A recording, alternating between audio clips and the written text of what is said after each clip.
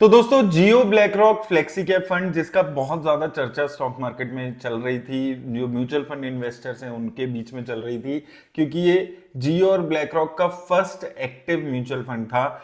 इसका अभी एनएफओ आया था पिछले महीने और अब पहला पोर्टफोलियो रिलीज कर दिया है म्यूचुअल फंड हाउस ने, जो हम इस वीडियो में डिस्कस करने वाले हैं। अब देखिए बहुत ज्यादा डिटेल्स नहीं है, लेकिन जो डिटेल्स हैं कौन कौन सी कंपनीज हैं जहां पर ये फंड अपना पैसा लगा रहा है उसकी डिटेल आ चुकी है। तो उस पर हम एक बार देखेंगे कि कहां पर ये फंड अपना मेजर पैसा अभी इस वक्त इन्वेस्ट कर रहा है। जो फर्स्ट इसके पास पैसे आए होंगे एनएफओ में वो मेजरली अभी इन्वेस्ट हुआ है, क्योंकि बहुत ज्यादा पुराना फंड नहीं है। 17 अक्टूबर को ही ये पब्लिकली लॉन्च हुआ है, उससे पहले 10-15 दिन तक इसका वो चला था, एनएफओ का पीरियड चला था। उसके बाद 17-18 अक्टूबर से लॉन्च हुआ था फंड और अब जाकर इसका जो फर्स्ट पोर्टफोलियो है वो रिलीज हो चुका है। तो हम एक बार डिटेल में देख लेते हैं कितना इसका एसेट अंडर मैनेजमेंट है और उस पैसे को ये कहां पर अभी लगा रहा है। बिल्कुल इनिशियल वो है तो एक बारी इसमें बहुत ज्यादा चीजें पता नहीं चल पाएंगी फिर भी, लेकिन एक बेसिक आइडिया आपको मिलेगा कि अगर आप जियो ब्लैक रॉक के फ्लेक्सी के फंड में इन्वेस्ट करने के बारे में सोच रहे हैं तो किस टाइप की कंपनीज का में आपका पैसा ये लगने वाला है। तो सबसे पहले देखिए मैं आपको ओवरऑल बताता हूं। तो कंपनी का जो इसका फर्स्ट पोर्टफोलियो आउट हुआ है इसमें 141 स्टॉक्स यहां पर इसने में ऐड किए हुए हैं और लगभग 95% पैसा इसने स्टॉक्स में लगा दिया है और 4.5% पैसा है जो अभी भी ये कैश में रख के बैठा है। तो जो डाइवर्सिफिकेशन है वो काफी ज्यादा अभी यहां पर नजर आ रही है।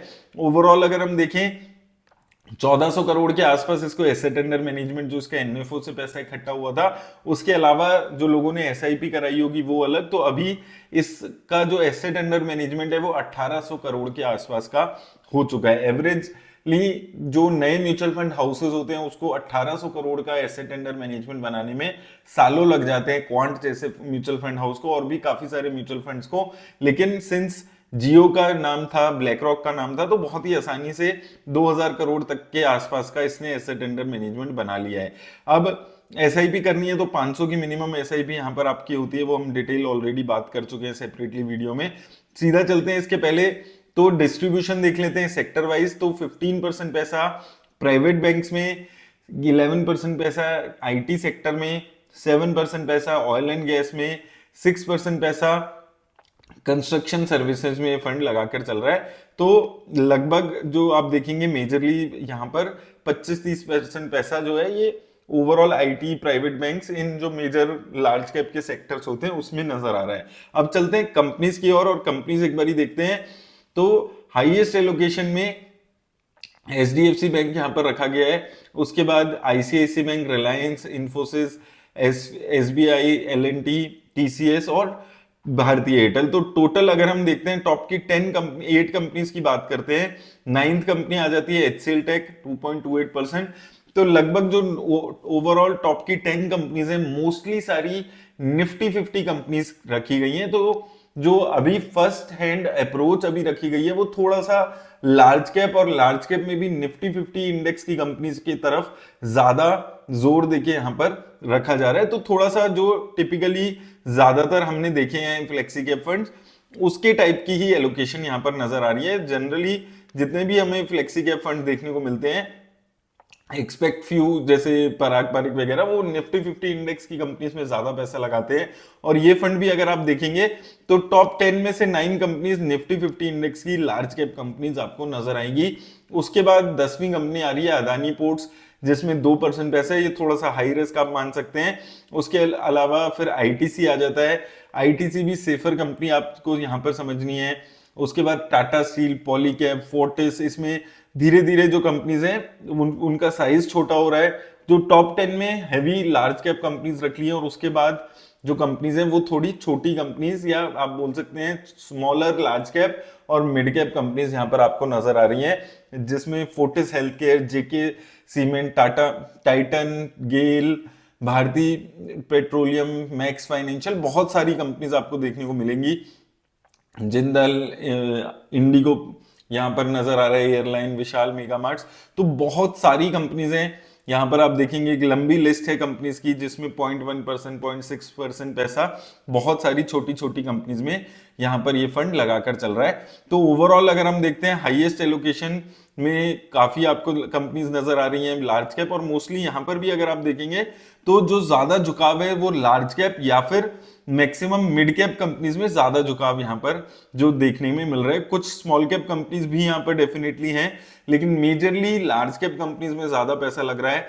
और कुछ थोड़ी बहुत बीच में रिस्की कंपनीज, गो डिजिट इंश्योरेंस हो गया, सिटी यूनियन बैंक हो गया, ऐसी कंपनीज का भी थोड़ा बहुत यहाँ पर ये कॉम्बिनेशन यहाँ पर बनाया हुआ है। तो ओवरऑल अगर हम अभी देखते हैं तो अभी जो स्टॉक्स हैं वो काफी ज्यादा स्टॉक्स हैं, 141 stocks for 1800 crore asset under management. देखने में बहुत ज्यादा ओवर डाइवर्सिफाइड अभी फंड हो गया है शुरू में इनिशियली। हो सकता है अब धीरे धीरे इन्हीं स्टॉक्स में से स्टॉक्स को बढ़ाएगा या इसी में एलोकेशंस को कम ज्यादा करेगा, उम्मीद यही है।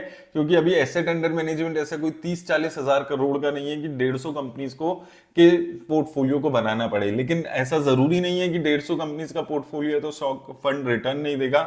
उसका प्राइम एग्जांपल निपन इंडिया का स्मॉल कैप फंड हमेशा से रहा है, जो 150-200 कंपनीज हमेशा से रख के आया है। और एक साल छोड़ दें ये वाला पिछला एक साल, नहीं तो फंड ने लगातार एक अच्छी रिटर्न्स जनरेट करके दी है। लेकिन ओवरऑल अगर हम बात करते हैं अभी Jio, BlackRock, flexi cap fund के पोर्टफोलियो की, तो ये पोर्टफोलियो मेजरली जो हम जनरली फ्लेक्सी कैप फंड्स का पोर्टफोलियो देखते हैं, जिसमें मेजरली जो 50-60% पैसा है वो मेजरली जो लार्ज कैप कंपनीज हैं उसमें लग रहा होता है और थोड़ा ज्यादा ही पैसा उसमें लग रहा होता है। यहाँ पर भी वही चीज थोड़ी सी देखने को मिल रही है। टॉप 10, टॉप 11 कंपनीज में मेजरली निफ्टी 50 इंडेक्स की कंपनीज आपको नजर आएंगी।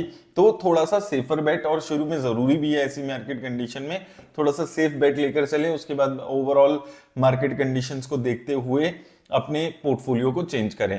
तो अभी इनिशियल पोर्टफोलियो आया हुआ है, मैं अभी भी यही आपको बोलूंगा कि अभी भी थोड़ा सा वेट करिए, 1-2 महीना देखते हैं कि पोर्टफोलियो में कैसा चेंजेस होते हैं। मैं टाइम टू टाइम कवर करने की कोशिश करूंगा इस फंड को, क्योंकि काफी सारे इन्वेस्टर्स का सवाल आता रहता है इस फंड हाउस को लेकर। तो एक बार ही देख लेते हैं और 2-3 महीने कैसा यहाँ पर डेवलपमेंट होती है। क्या ये 141 कंपनीज को घटाकर 100 करता है, सेम रखते हैं, ज्यादा करते हैं, कैसा इनका फ्लो आता है फंड्स का, उसके हिसाब से कैसे चेंजेस करते हैं, उसके बाद आपको अपना डिसीजन यहाँ पर लेना चाहिए। अभी के लिए यही नजर आता है कि majorly Nifty 50 large cap companies की तरफ ज्यादा झुकाव करके ये फंड अपना पैसा लगाते हुए नजर आ रहा है। आपको इसका पोर्टफोलियो कैसा नजर आ रहा है मुझे कमेंट सेक्शन में जरूर बताइएगा, और क्या आप लोग इस फंड में अभी इन्वेस्ट कर रहे हैं या नहीं ये भी जरूर बताइएगा। मेरी तरफ से बस इतना ही, धन्यवाद।